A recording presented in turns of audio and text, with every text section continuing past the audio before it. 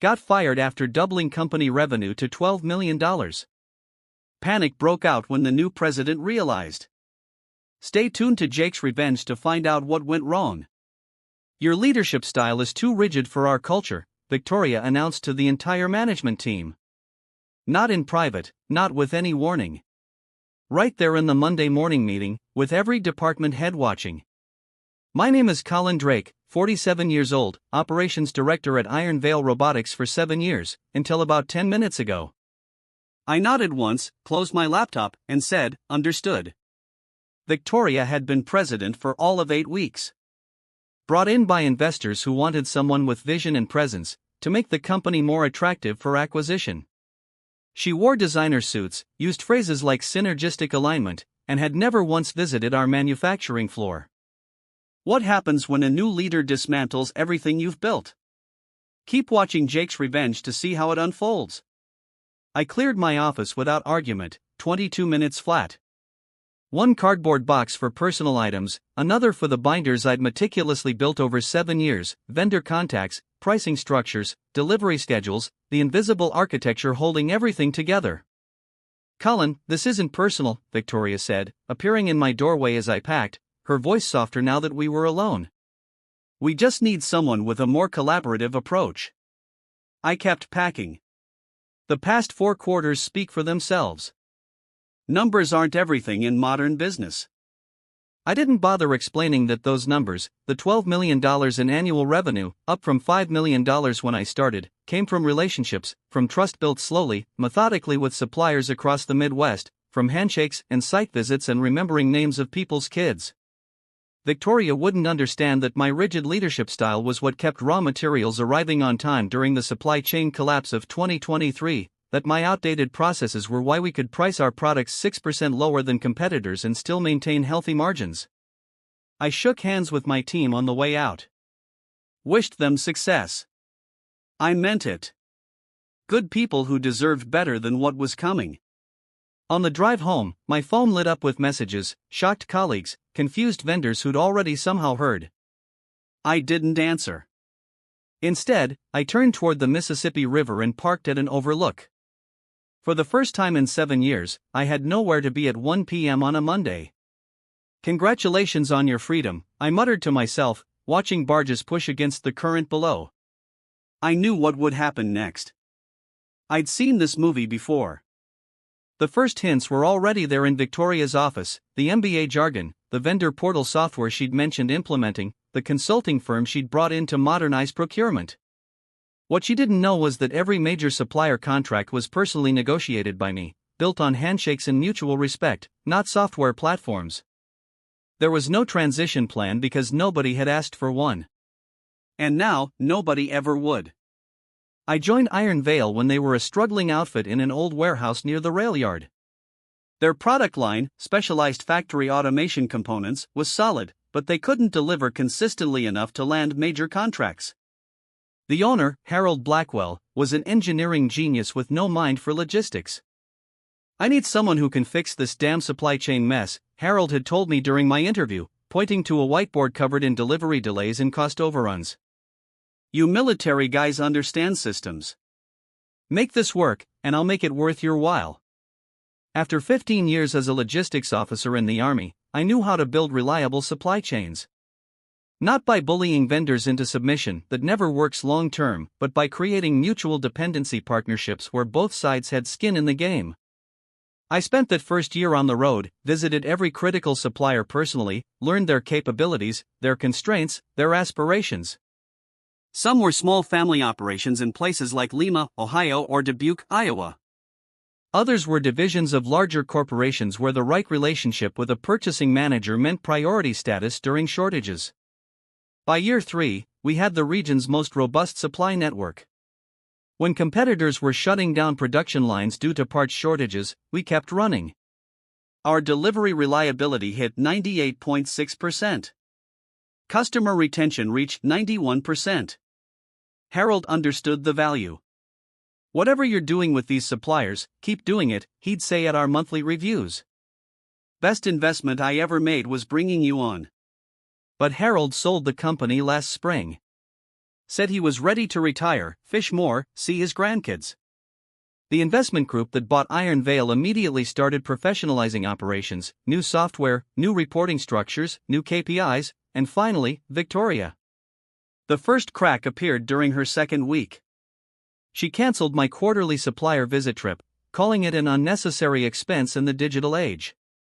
The second came during a strategy meeting where she dismissed my concerns about changing payment terms with key vendors. "They'll adjust," she said confidently. "We're too important to them." The third was overhearing her tell someone on the phone that operations was stuck in the last century and needed fresh blood. I could have fought harder. Could have explained that our success was built on precisely the old-school approach she was dismantling. That our suppliers worked with us because of trust, not just transactions. But I recognized the pattern. I'd seen it in the military, too. New leadership determined to make their mark by changing what already works. So, I started making copies of my contact lists, backing up my notes, preparing for the inevitable. When it came, the only surprise was the public nature of my dismissal. 3 days after my firing, Thomas Franklin called. Chief engineer at Fwin Security, one of our biggest customers. "Heard what happened?" he said. "Their loss. Listen, you free for lunch?" No agenda. Just two old guys complaining about the world. We met at a steakhouse downtown. Thomas was pushing 60, with the weathered hands of someone who'd spent decades building things before moving into management.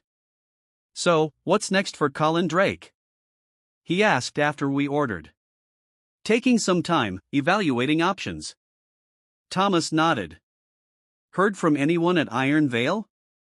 Radio silence. Not surprised. Victoria is already making waves. Announced a new vendor management system yesterday. Mandatory for all suppliers. He studied my face. "You didn't set that up, did you?" "No. All our vendor relationships were personal, direct lines of communication, real people solving real problems." "That's what I figured." Thomas leaned forward. "Look, Colin, I'm going to be straight with you. We're already seeing delays from Iron Veil. Nothing major yet, but the warning signs are there. Your replacement is some kid from business school who talks about strategic procurement but doesn't know the difference between grade 5 and grade 8 fasteners." I took a sip of water, trying to mask my reaction. It was happening faster than I'd expected. "Not your problem anymore," Thomas continued. "But here's what's interesting. Weiss & Bauwerks is looking for someone to overhaul their operations. Their CEO, Julia Winters, is an old friend. When I heard what happened to you, I mentioned your name. I appreciate that, but she wants to meet you. They're expanding, and their current setup can't handle the growth." Sound familiar? It did. Exactly like Iron Veil 7 years ago. As we finished lunch, my phone buzzed. A text from Harold, my old boss. "Just heard." What the hell were they thinking? "Call me." On the drive home, I felt something shift inside me. Not anger. I was past that. Something colder, more calculated. Victoria had made a critical error. She'd assumed the systems I built were transferable, that relationships could be managed through software and form emails, that suppliers would stick with Iron Veil out of inertia or necessity. She didn't understand that I'd structured every major contract to require personal renegotiation annually. No auto-renewals, no standard terms. Each one customized, with me as the point of contact. It wasn't sabotage. It was how I'd always operated. Personal accountability built into the system. My system. That evening, I received my first email from Iron Veil since the firing. Not from Victoria, but from purchasing. Urgent.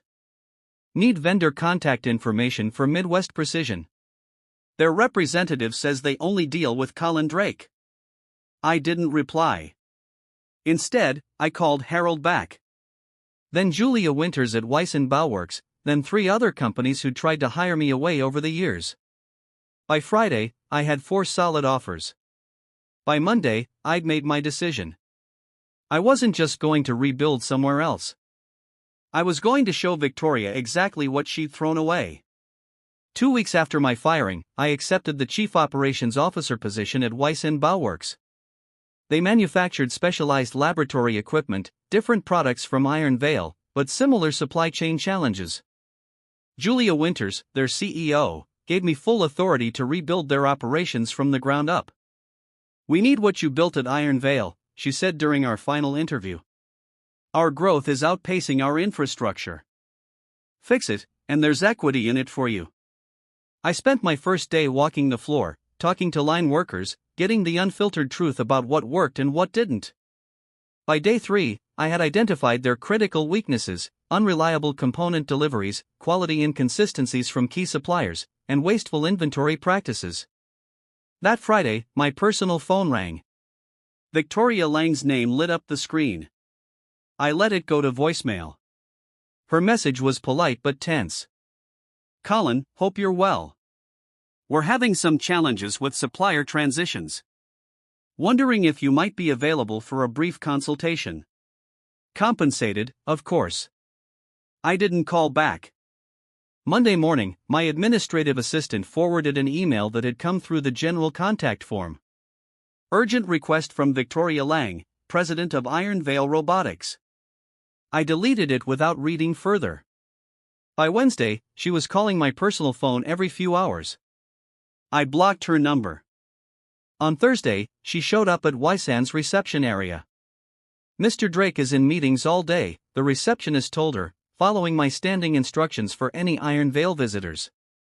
"Tell him it's urgent," Victoria insisted. "We have a major production delay that's about to cost us millions." I watched through the security feed from my office as she waited for 30 minutes before leaving, her perfect composure finally cracking. That afternoon, I received a detailed email from Brian Cooper, my former assistant at Iron Vale. We'd stayed in touch, and he'd become my eyes and ears inside the company. "Complete chaos," he wrote. "Midwest Precision raised prices 15% on the new contract. Valari Components pushed delivery dates out 6 weeks. 3 other vendors have capacity issues that mysteriously only affect Iron Vale orders. Victoria's called 4 emergency management meetings this week alone. I hadn't asked these vendors to punish Iron Vale. I hadn't needed to. They'd seen how I was treated and drawn their own conclusions about the new leadership. Some had worked with me for years across multiple companies. They knew who kept promises and who didn't." The next morning, Harold Blackwell called. "The board is starting to ask questions," he said. Harold had kept a 15% stake in Iron Vale after selling. "Victoria is blaming vendor hostility for the delays. Says you poisoned the well on your way out." "I've had zero contact with any Iron Vale vendors since I left," I replied truthfully. "I believe you. But she's convinced herself she's the victim here." Harold paused. "They lost the Braxton contract yesterday. Couldn't guarantee delivery dates. Braxton Industries, a client I'd personally cultivated for 3 years before they finally signed on, one of Iron Vale's largest accounts." "Not my concern anymore," I said. "Of course not," Harold agreed. "By the way, how's the new gig?" "Different challenges, similar solutions." I hesitated. "I might need to bring on some additional manufacturing capacity soon. Know anyone looking to sublease factory space?" Harold chuckled. "Funny you should ask. I might have some leverage to help with that very soon." A week later, I received a formal letter from Iron Vale's legal department, claiming I had violated non-solicitation agreements by interfering with their vendor relationships. I forwarded it to Julia's legal team without comment. Their response came back within hours. No merit, no evidence, no concern. They were right. I hadn't solicited anyone. I had simply stepped aside and let reality take its course. That night, I slept better than I had in months. A month into my new role at Wyson, I received a message on LinkedIn from Eleanor Hayes, Iron Vale's head of finance. We'd worked well together during my time there. Both of us detail-oriented, process-driven professionals who preferred results over politics. "Can we meet?" was all she wrote. We chose a coffee shop halfway between our offices. Eleanor looked exhausted, the kind of bone-deep fatigue that comes from fighting unwinnable battles. They're blaming you for everything, she said after we sat down, the vendor issues, the production delays, the lost contracts. Victoria's built this narrative that you sabotaged the company on your way out. I stirred my coffee. That would require planning I didn't have time for, given the 10-minute notice of my termination. I know, but here's what you don't know. Eleanor lowered her voice. Victoria was brought in specifically to cut costs and prep the company for a quick flip. The investors want to sell within 18 months. They need to show consistent 20% margins. Iron Veil was already profitable, I noted. Not profitable enough for them. Your vendor contracts were too fair. They protected both sides. She pulled out her tablet, opened a spreadsheet. Look at these targets. They need to squeeze an additional 12% out of the supply chain. I studied the numbers. Impossible without gutting quality or shifting to overseas suppliers, which would create months of production gaps and destroy the company's reputation for reliability. There's more, Eleanor continued. Victoria didn't fire you because of your leadership style. She fired you because you were the only one who would have challenged these targets. The rest of us were kept in the dark until after you were gone. That's why it was so public, I realized. A warning to everyone else. Eleanor nodded. Exactly. And it worked. Nobody's pushing back. So why tell me this? She closed her tablet. Because I handed in my resignation yesterday. I'm not participating in what comes next. And she hesitated. There's a board meeting next week. They're going to discuss emergency measures, including potentially closing the St. Paul facility and moving production to Mexico. 200 jobs gone.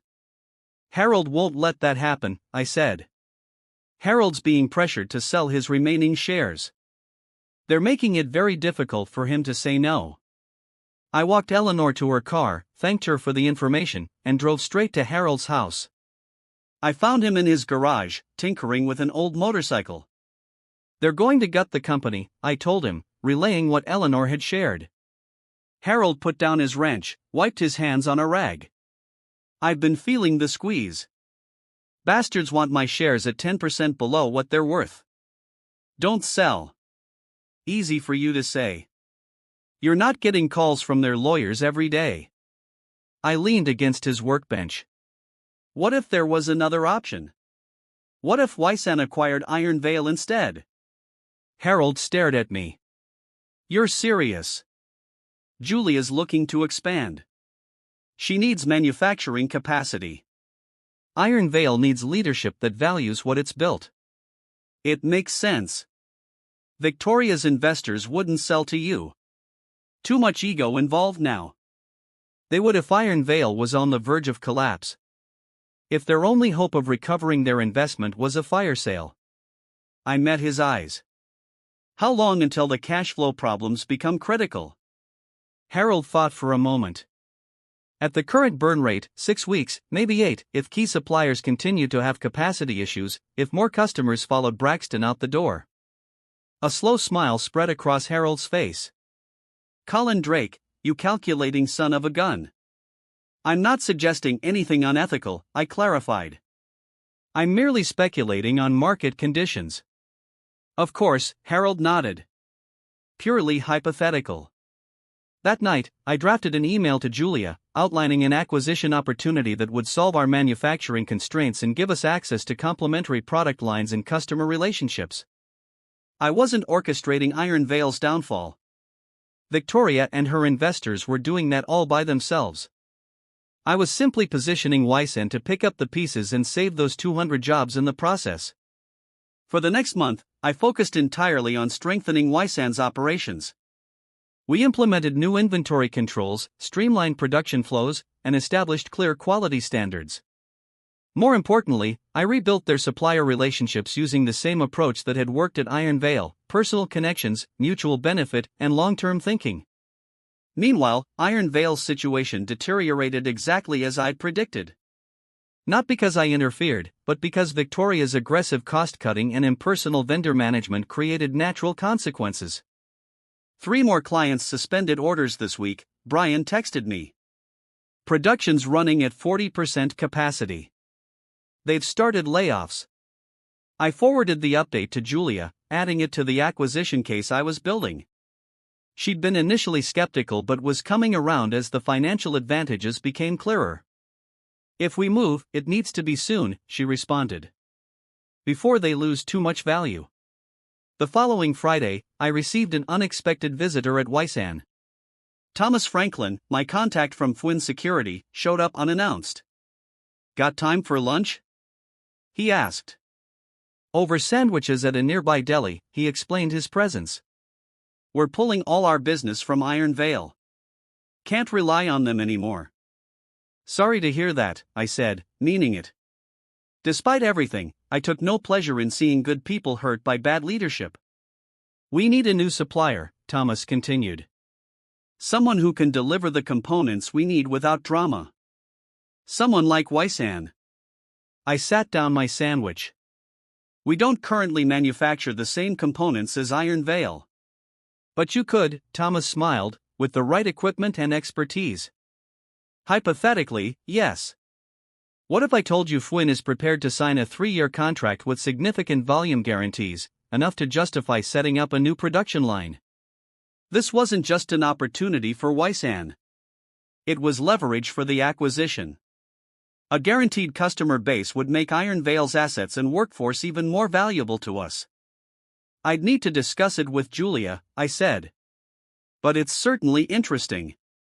When I brought the proposal to Julia that afternoon, along with updated information on Iron Vale's declining situation, she made her decision. Make them an offer, she said. But do it through Harold first. Test the waters before we show our full hand. I called Harold that evening and outlined the plan. He would approach Victoria's investment group, presenting himself as a concerned former owner with a potential lifeline, an interested buyer willing to acquire Iron Vale at a reduced but fair price. Won't mention Wysan or you initially, Harold confirmed. Just gauge their desperation. Perfect. 3 days later, Harold called back. They bid harder than I expected. Barely negotiated. They want out before next quarter's financials hit. Did they ask who the buyer is? Of course. I told them a private investment group. They didn't push. They're too eager to stop the bleeding. We moved quickly after that. Julia assembled the acquisition team, with me providing detailed information on Iron Vale's assets, capabilities, and remaining strengths. We structured the deal to retain as many employees as possible, people I knew personally, whose skills and dedication deserved better than what Victoria had given them. 2 weeks later, with the preliminary agreement in place, it was time to reveal Wysan as the buyer and me as the architect of the acquisition. The meeting was set for Monday morning at Iron Vale's headquarters, exactly 3 months after my very public dismissal. I selected my suit carefully that morning, not to impress Victoria, but out of respect for the moment. This wasn't about revenge. It was about restoration. I walked into Iron Vale's conference room at precisely 9 a.m., followed by Julia and our legal team. Victoria's face when she saw me was worth every sleepless night of the past months. What is this? She demanded, looking from me to Harold to her investors. Mr. Drake is here representing the acquiring company, Harold explained calmly. This is a joke, Victoria stood up. We're not selling to him. The lead investor, a thin man named Jeffrey Pearson, cleared his throat. The preliminary agreement has been signed. Wysan Bauworks is acquiring Iron Vale's assets, and Mr. Drake will be overseeing the integration. You can't do this, she insisted. He's the reason we're in this situation. He sabotaged our vendor relationships. I remained standing, hands clasped behind my back. I haven't contacted a single Iron Vale vendor since my departure. I'd be happy to provide phone records, emails, and sworn statements confirming that fact. Then how do you explain what you're experiencing? I interrupted calmly, is the natural consequence of treating business relationships as transactions rather than partnerships. Those vendors didn't need me to tell them how little you valued them. Julia stepped forward, taking control of the meeting. We're here to finalize the acquisition terms. Wysen will retain majority ownership, with Harold maintaining his current stake. We'll keep the Iron Veil brand and as many employees as operations can support. Victoria looked to Jeffrey and the other investors for support, but found none. They were cutting their losses, and she was just another liability to shed. What about me? She finally asked. Julia glanced at me, then back to Victoria. Your services won't be needed during the transition or beyond. Victoria gathered her papers with shaking hands. You planned this from the beginning, she accused me. You set me up to fail. I shook my head. No, Victoria. You did that all by yourself when you decided that relationships didn't matter, when you dismissed 7 years of work without taking the time to understand it. She left without another word. The investors stayed, eager to complete the deal that would salvage at least part of their investment. I felt no triumph, only a quiet certainty that justice had been served. 6 months later, I stood on the manufacturing floor of the newly integrated Wysen Iron Veil operation. We'd kept 185 of the original 200 jobs, consolidated administrative functions, and expanded production capabilities. Most importantly, we'd rebuilt the vendor relationships that had made Iron Veil successful in the first place. It took time, trust, and transparency, explaining our vision, honoring past commitments, and creating new partnerships built on mutual respect.